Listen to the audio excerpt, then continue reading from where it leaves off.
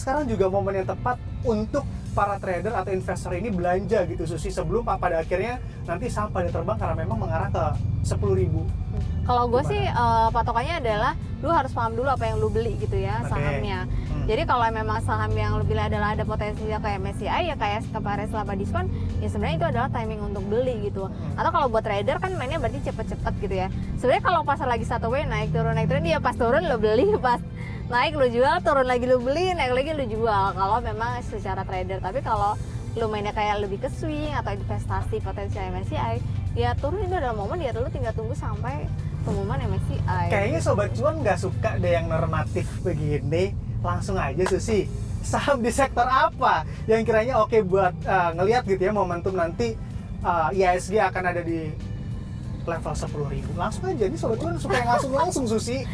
Jangan kemana-mana. Udah pasti itu akan didorong sama konglomerat. Balik lagi. Kemarin didorong konglomerat, turun lagi turun karena konglomerat juga. Nanti di pump lagi sama konglomerat. Jadi harga saham konglomerat saat ini masih udah cocok. Murah karena kemarin turun.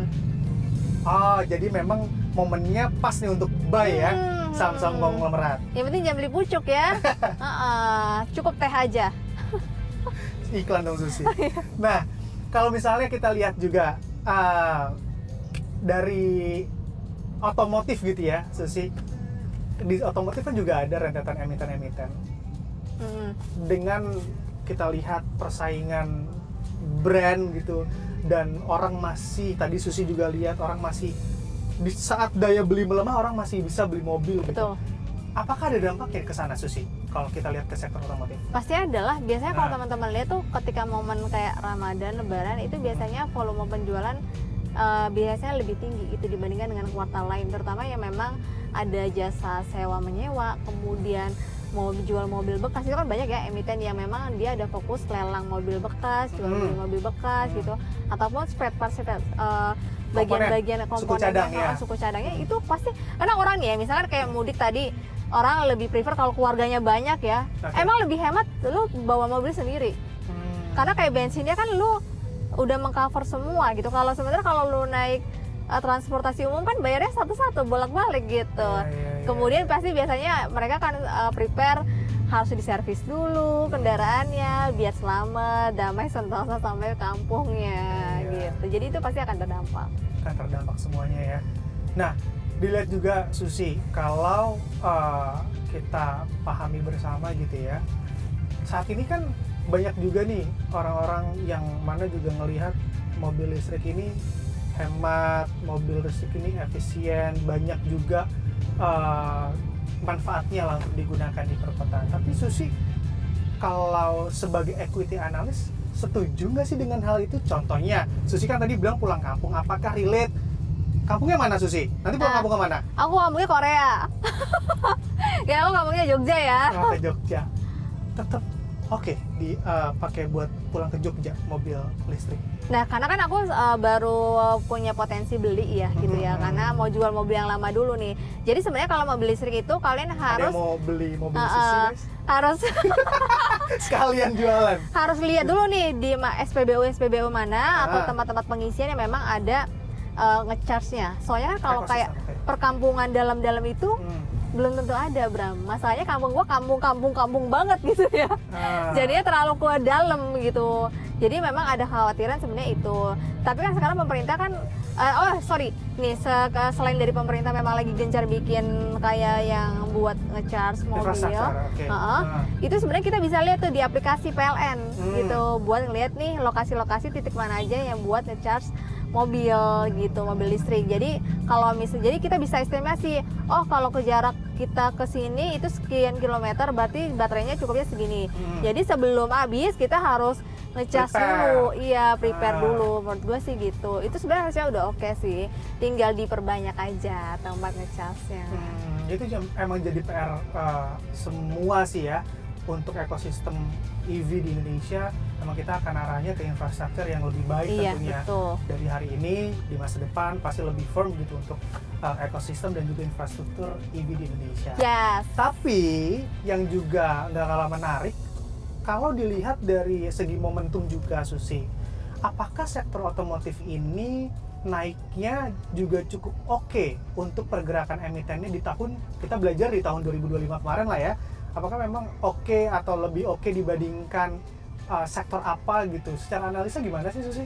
Sebenarnya kalau otomatis sih kenaikan ada ya Bram, cuma Oke. memang tidak begitu signifikan dibandingkan kalau kita ngomongin kayak saham-saham konglo gitu lah ya. Cuman kalau potensi ada, apalagi kayak menjelang momen Ramadan ini, berarti kan ini kan bulan Maret ya. Berarti hasilnya di kuartal 1, harusnya nanti potensialnya setelah rilis kuartal 1 sih menurut gua. Tetap ada potensi gitu. Tetap ada potensi ya Ada. di saham-saham di sektor otomotif. Tuh. Yang paling tinggi apa sih Susi? Apakah retail sebetulnya, karena memang kita lihat konsumsi masyarakat meningkat gitu ya di bulan Ramadan dan juga dilanjutkan Idul Fitri. Apakah memang dari tahun ke tahun sebenarnya retail masih jadi apa ya, dominan gitu untuk kenaikan yang lebih besar di antara sektor lainnya? Kalau kita ngomongin Ramadan ya pasti retail lah gitu. Yang memang berhubungan retail pasti yang justru naik.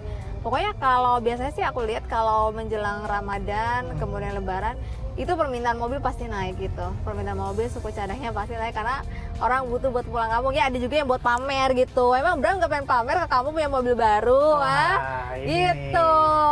nih, jiwa-jiwa pamer nih ya.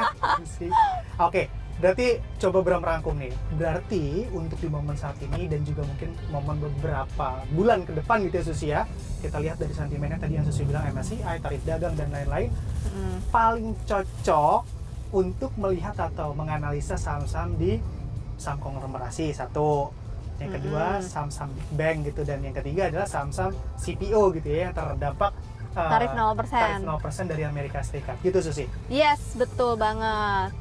Kasih tips dong Susi buat teman-teman sobat cuan nih, kira-kira hal apa yang juga harus mereka lakuin dan bijak pastinya dengan keuangan atau finansial mereka.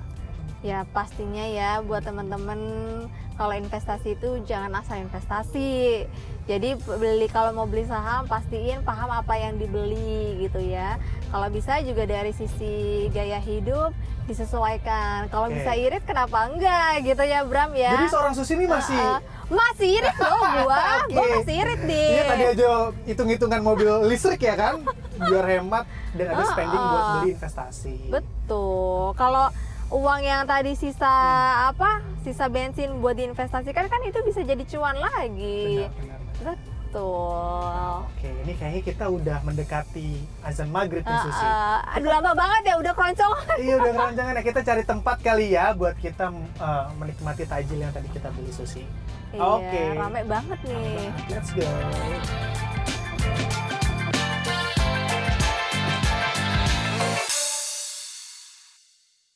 Allahu Akbar, Allahu Akbar. Nah, azan udah terdengar nih Susi, waktunya berbuka puasa. Takjil udah siap, ngabuburit udah. Ngobrolin saham sama otomotif juga udah semua. gitu ya tadi di jalan. Sekarang waktunya kita berbuka. Oke. Eits, tapi jangan berbuka dulu. Kita belum pamitan ke pemirsa Takjil on Wheel. Terima kasih pemirsa Takjil on Wheel di edisi kali ini, dan juga terima kasih buat Susi Setiawati udah ada di Takjil on Wheel di edisi kali ini juga. Nanti kita akan tunggu edisi-edisi selanjutnya. Siap. Takjil on Wheel. Drive your profit. Sampai jumpa.